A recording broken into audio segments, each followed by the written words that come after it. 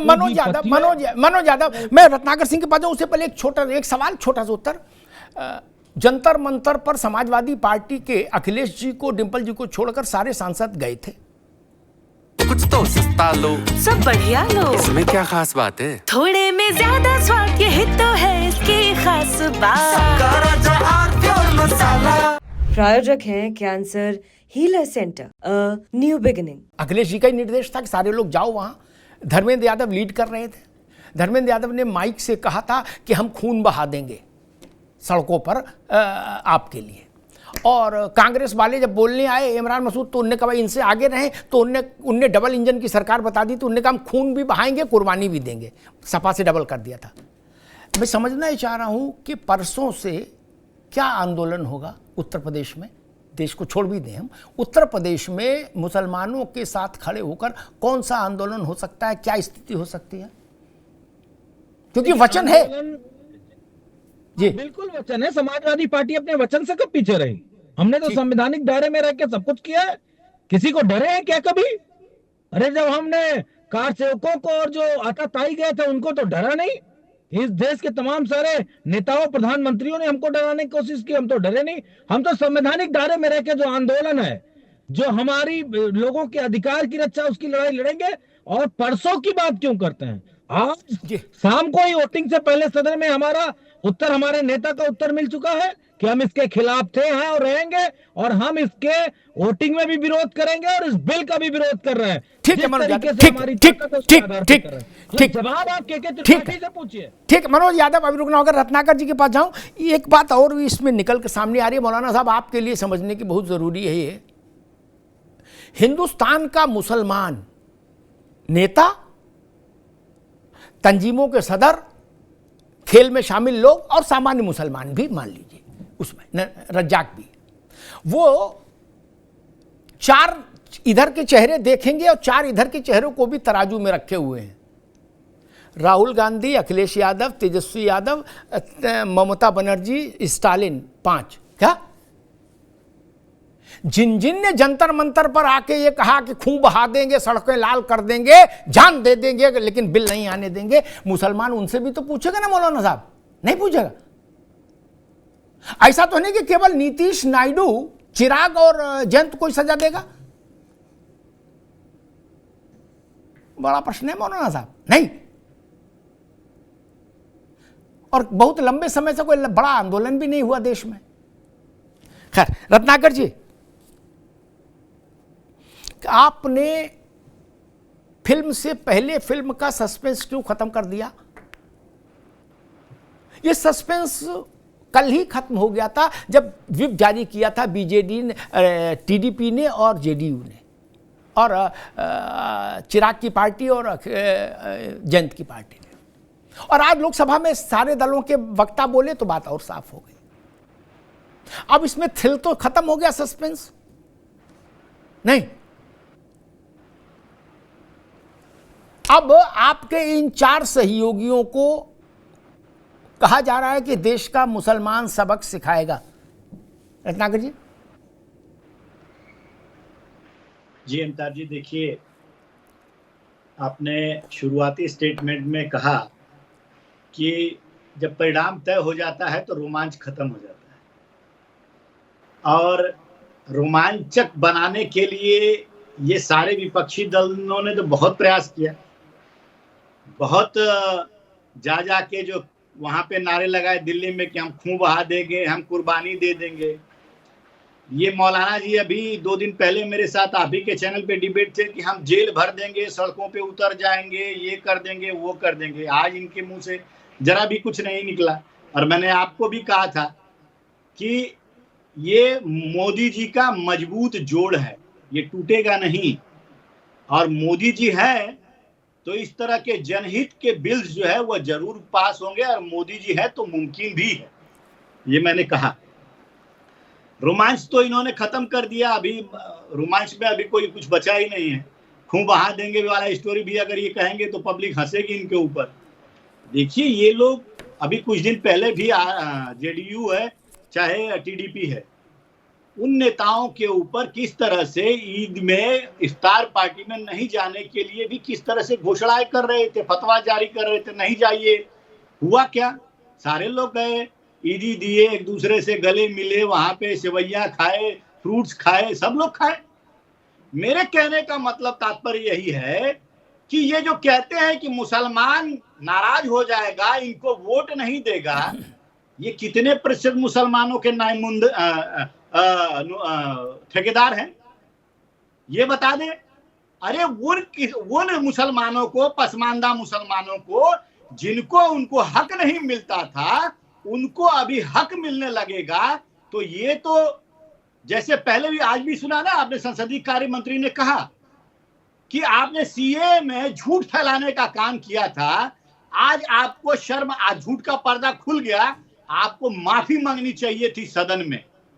उसी तरह से ये जो बिल संशोधन जो हुआ होगा, उसका परिणाम जब आएगा ना, तो भी जो है इनको शर्मसार होना पड़ेगा देश की जनता के सामने, और इनको माफी मांगना पड़ेगा। ये जिनको वोट बैंक समझते हैं ना, उनसे जाके माफी मांगना पड़ेगा, नहीं भैया हम तो गलत कह रहे थे, वो तो जो बिल आया है वो तो बहुत अच्छा बिल है, और बहुत हजारों करोड़ जो है अब वक्फ बोर्ड की संपत्तियों से पसमानदा मुसलमानों का भला हो रहा है। बात ये है अमिताभ जी कि देखिए, लल्लन सिंह ने भी कहा, अभी आपके ही चैनल पे चल रहा था, कि दो तरह के लोग हैं जो इसका विरोध कर रहे हैं। पहले वो लोग हैं जो वोटर की तरह पसमानदा मुसलमानों को देखते हैं और वोट की ध्रुवीकरण के लिए इसका विरोध कर रहे हैं, क्योंकि उनको चाहिए वोट, और वो मुसलमानों का हितैषी दिखा रहे हैं, है नहीं, दिखाने की कोशिश कर रहे हैं। और दूसरे वो लोग हैं जो इन संपत्तियों पे कब्जा करके और तमाम जो ईदगाहें हैं, मजार है, मस्जिदें, उनके आजू बाजू में 50-50, 100-100 दुकानें बना करके और उसका मुनाफाखोरी कर रहे हैं, वो लोग विरोध करेंगे। और इसी चीज की और एक चीज कहा उन्होंने, बहुत महत्वपूर्ण बात कहा उन्होंने, संसदीय कार्य मंत्री जी ने, कि इस पूरे विश्व में सबसे ज्यादा अगर वक्फ बोर्ड की कोई संपत्तियां कहीं है तो अब भारत देश में। ठीक है रत्नाकर भाई, अभी रुकना होगा, मैं मौलाना साहब के पास, ठीक है, आप यू मेड योर पॉइंट, अभी रुकना होगा। मैं मौलाना साहब के पास चलूंगा एक सवाल लेके। मौलाना साहब, एक तो ये चीज समझने की बहुत जरूरत है पूरे देश को। मैं उत्तर प्रदेश का उदाहरण देता हूं। उत्तर प्रदेश में वक्फ के पास जो रजिस्टर है, उसमें जितनी संपत्तियां लिखी शिया सुन्नी मिला के ना, उसमें से 72%, मौलाना साहब 72% रजिस्टर्ड नहीं है। क्या? कितना? 72% रजिस्टर्ड नहीं है, वो झोला रख के आई हैं। क्या? उनकी सुरक्षा की गारंटी नहीं है इस एक्ट में।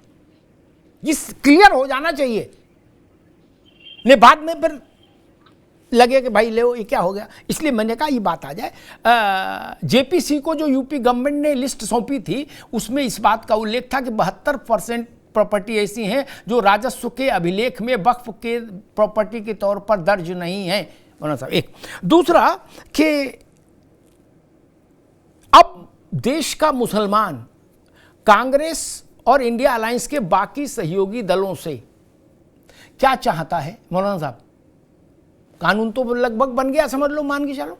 क्या नहीं, क्या चाहता है, उसकी क्या इच्छा है, क्या हो? इनको सजा देंगे ये तो हमने सुन लिया, 4 नेता आपने मोस्ट वांटेड में डाल दिए, और कल तक ये चारों नेता आपके बिल्कुल नूरे चश्म थे। नहीं, आप लोग नीतीश जी की, चंद्र बाबू की तारीफ में कसीदे काट रहे थे। अब मदनी साहब कह रहे हैं कि इन चारों को हम दंड देंगे, लेकिन इधर वालों से क्या चाह रहे हो मौलाना साहब आप? देखिए, अभी आपने जो कहा था, जो जमीनें रजिस्टर्ड नहीं है उनका क्या होने वाला है आपने बता दिया। मैं कहता हूँ 100-200 साल पहले तो रजिस्ट्रेशन एक नहीं था, और हिबा था। क्या सिर्फ मुसलमानों का है? हिंदुओं के 400 साल 500 साल पहले जो जमीनें हैं क्या आज रजिस्टर्ड है? तो जब बात आएगी, मैं इतना पढ़ा लिखा नहीं, मैं सिर्फ निवेदन ये कर रहा हूं, वक्फ का नया कानून जो आज पार्लियामेंट में डिस्कस हो रहा है, जिस पर जो जेरे बहस है, उसमें ये व्यवस्था एक बन गई, जो रजिस्टर्ड है राजस्व के खाते में वक्फ संपत्ति के तौर पर, उससे कोई छेड़छाड़ नहीं होगी। जिस पर झोला रखा है झोला हट भी सकता है, बस ये कह रहा हूं। जी, अमित शाह और मोदी की जोड़ी इतनी ताकतवर नहीं है कि लोकतंत्र को खत्म कर दे। किसानों के बिल के आगे झुकी है। ये प्रवक्ता बड़े बड़े डिंगे मार रहे हैं कि मोदी और अमित शाह के सामने कोई, अरे इंदिरा गांधी को लोगों ने जयप्रकाश नारायण ने उखाड़ करके फेंक दिया।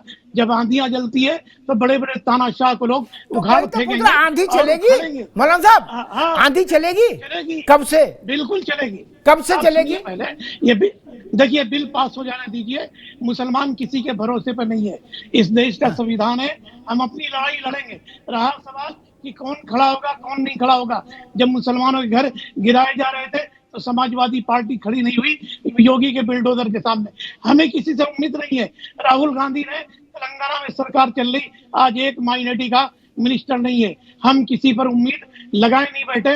रहा नीतीश कुमार की, तो नीतीश कुमार को भूलने की आदत हो गई। नीतीश कुमार को खुद ही खबर नहीं है कि वो सीएम आए नहीं, कभी औरत को पकड़ रहे हैं, कभी अमित शाह हटा रहे हैं। तो नीतीश शाह का दिमागी तबादन ठीक नहीं है। नीतीश कुमार हो या कोई भी हो, इनको सबक पक्का सिखाएंगे। मौलाना साहब एक मिनट रोकूंगा, फिर आप पूरी बात कहिए। चंद्रबाबू को तो भूलने की आदत नहीं है, उन पर कुछ नहीं कहा आपने। अरे मैं बता रहा हूँ, सुनिए। चंद्रबाबू नायडू हो या नीतीश हो या जयंत हो या जीतन राम मांझी हो, कोई भी सेकुलर पार्टी जिन्होंने वक्त में हमारा साथ नहीं दिया, याद रखिए उनको जो है उठा करके ऐसी जगह फेंका जाएगा कि उनको पता भी नहीं चलेगा। आने वाले वक्त में नीतीश कुमार, वैसे भी अब नीतीश कुमार पावर में आने वाले नहीं है। उनको मालूम है कि मुझे आना नहीं है, उनकी मजबूरी थी, वो बीजेपी के साथ चले गए। चंद्रबाबू नायडू की उम्र बहुत ज्यादा हो गई है, उनकी भी मजबूरी है। जिनकी मजबूरी है देख लेंगे, मगर इतना बात तो हम याद रखें, हम भी किसान आंदोलन के जैसा आंदोलन खड़ा करेंगे। मोदी और अमित शाह के तानाशाही के सामने हम झुकने वाले नहीं। अरे हम जब गोरों से नहीं डरे तो आज के चोरों से क्या डरेंगे? गोरों से लड़े थे तो हम चोरों से भी लड़ेंगे। हम पीछे हटने वाले नहीं, ऐसे डिंगे मारने वाले। बाहर निकल पे और मोदी जी के समर्थन में नारे लगा रहा है और कह रहा है, दिखाइए जरा मुसलमानों को रत्नाकर सिंह को और मौलाना साहब। मोदी जी जो है वो कर रहे हैं। कुछ नहीं कर रहे मोदी जी, कुछ नहीं कर रहे मोदी जी के मुसलमानों की बातों को तो सुनिए। गालियां दी गई। जो सड़क पे आज निकले हैं, जो भोपाल में निकले हैं, जो दिल्ली की सड़कों पे निकले हैं, वो कह रहे हैं कि मोदी जी है तो वो मुसलमानों का भला कर रहे हैं। वही पासमानदा मुसलमान माइक ले लेकर इंटरव्यू कर रहे हैं लोग, वही कह रहे हैं कि बहुत अच्छा किया है, गरीबों के लिए किया है। ये जो जंगलात जो माफिया थे, उनके हाथों चुंगल से जमीनों को छुड़ा करके और उसका जो है फायदा मुसलमानों को मिलेगा, पासमानदा मुसलमानों को मिलेगा। आप जो दावा कर रहे हैं मुसलमान वोट नहीं देंगे, कितने प्रतिशत मुसलमान जो है आपकी बातों से सहमत है, ये बताइए कितने प्रतिशत? अरे चुनिंदा मुसलमानों को बहका के बरगला करके आप इस तरह की बातों से जो है वो असहमत है। लेकिन आज आप देख लीजिएगा, वही मुसलमान जिनको हजारों करोड़ का फायदा वक्फ बोर्ड की संपत्तियों से मिलेगा, जिनके गरीब बच्चे पढ़ने के लिए जाएंगे, जिनके बच्चे हॉस्पिटल में इलाज करा पाएंगे, जिनकी बच्चियों की शादी की जाएगी, वही मुसलमान खुश होकर और भारतीय जनता पार्टी और मोदी जी की नीतियों का अच्छाइयों की बड़ाई करेगा। आप लोग भी देश में बरगलाएंगे लोगों को, कितना भी कह रहे हैं कि ये मुसलमानों के हक में नहीं है, ये असंवैधानिक है, कोई आपकी बातों पर विश्वास करने वाला नहीं है। देखिए, आप कल भी कह रहे थे कि ये जो हमारे अलायंस पार्टनर है वो हमसे छिटक सकते हैं, लेकिन देखा आपने, उनको भी पता है कि ये जो वक्फ संशोधन बिल है वो मुसलमानों के पासमानदाओं के हक में कोई फायदा पहुंचाने के लिए लाया जा रहा है। अगर उनको मुसलमानों का डर होता तो क्यों वो हमको समर्थन कर देते? भाई, मुसलमानों का सिर्फ चंद मुसलमान जो आपकी बातों में आते हैं, जो आपका खून बहा देंगे, कुर्बानी कर देंगे, उन बातों में आ जाते हैं, वही सिर्फ बरगलाने का आप काम कर सकते हैं।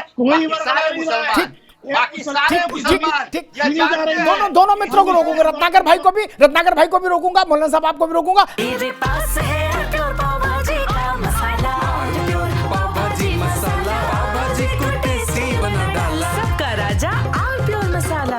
प्रायोजक हैं cancer healer center, a new beginning.